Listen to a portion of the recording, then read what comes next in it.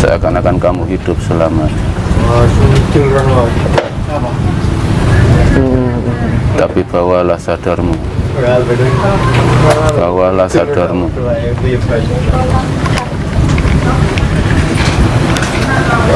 bahwasanya hadapkan hidupmu seakan-akan kamu mati besok hari. Jadi menurut saya tasawuf itu tidak harus kita menghindari dunia, tapi tetap raih dunia. Tapi dalam kesadaran hidup ini untuk menghadap Allah, itulah tasawufnya. Berarti orang yang bertasawuf tidak harus jauh dari harta, tidak harus miskin gitu ya Mbah No ya? Tidak sama sekali. Orang iman itu berhak kaya, berhak merdeka. Kalau kita sebagai orang yang dipilih Allah, diberi amanah Allah untuk menyampaikan tauhid, haruskah kita hidup prihatin? Kita hidup di dunia butuh fasilitas dunia. Kalau prihatin, berarti orang yang menuju ketuhanan harus dalam keadaan lemah. Kita harus dalam keadaan kuat, yakin,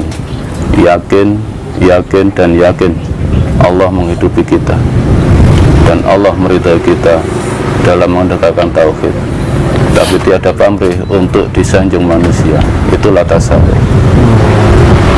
Tapi apakah ketika kita belajar syariat memang harus dilengkapi dengan bertasawuf, Mbah No, kira-kira? Harus. Cuma dalam pengertian syariat, mayoritas masyarakat Indonesia itu sangat salah kaprah. Dikira syariat itu harus bisa membaca Al-Quran karena mengambil sari katanya dari bahasa Arab. Seakan-akan menuju Allah terlalu rumit, padahal sangat mudah. Kalau memang kita tidak ditakdir oleh Allah untuk bisa mempelajari ilmu-ilmu fikih, memang kita tidak ditakdir untuk diberi kesempatan belajar ilmu fikih. Kita orang Jawa, punya tradisi sendiri, punya kekuatan ketuhanan sendiri. Jadi kita ambil sarinya, kita buka mata hati kita.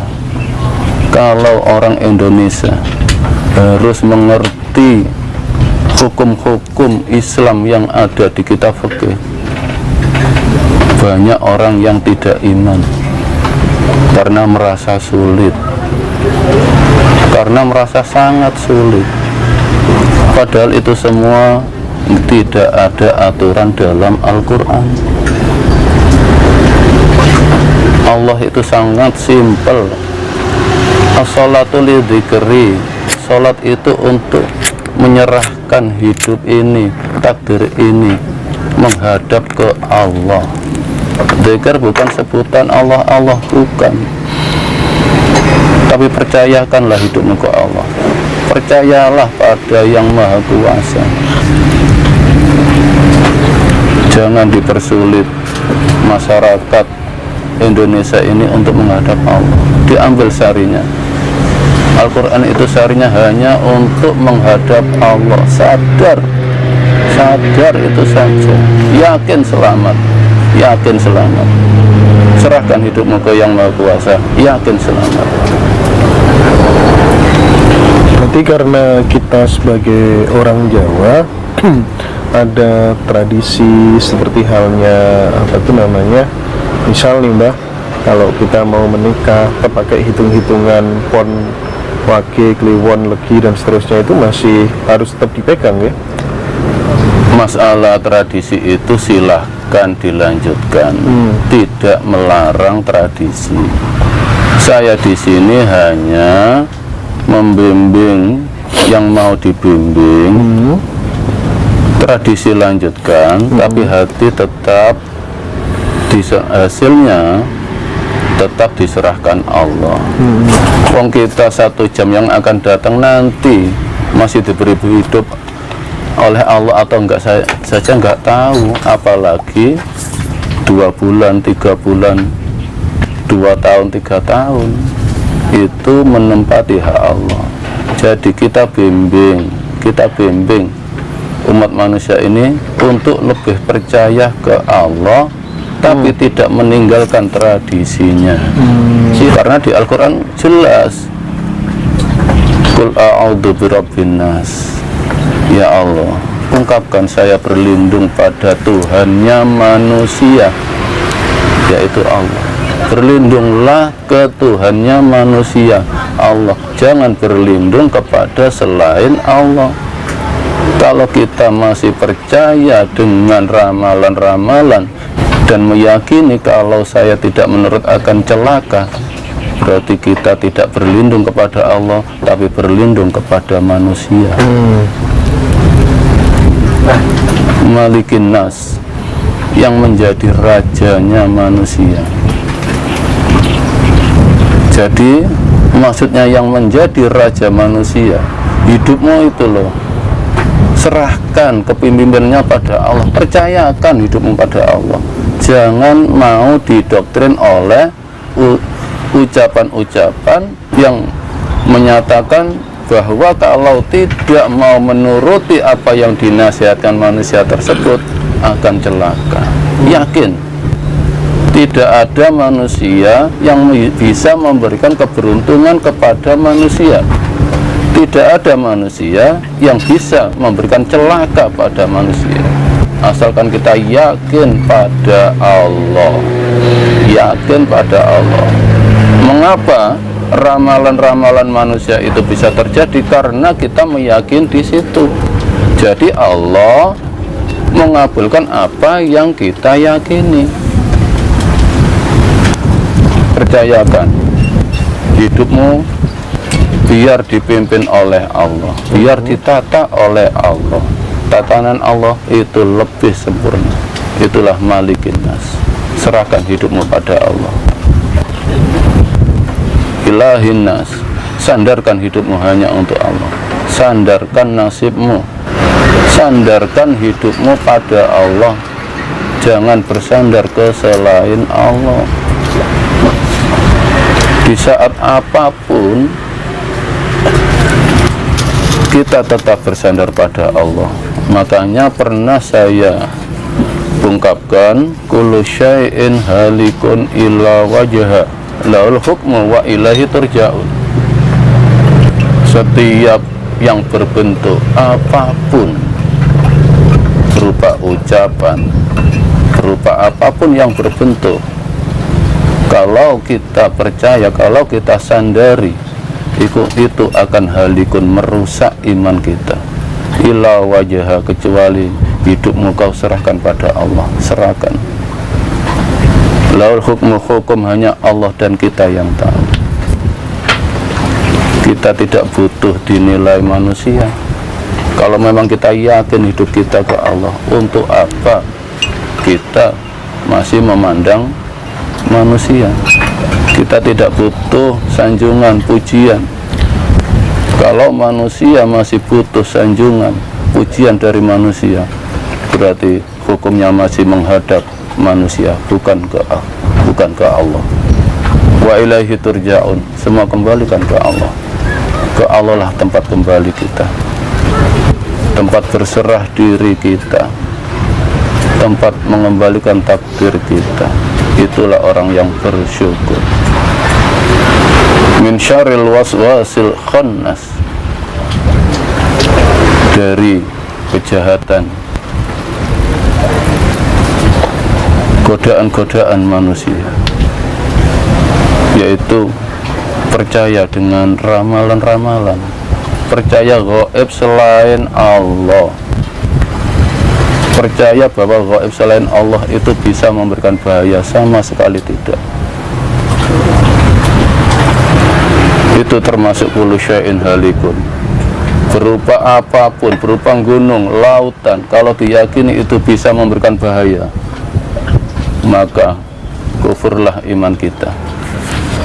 Dalam sejarah pun jelas, waktu sahabat Anas sesudah menikah, dia sowan ke Rasulullah, minta doa keberkahan atas perkawinannya. Ya.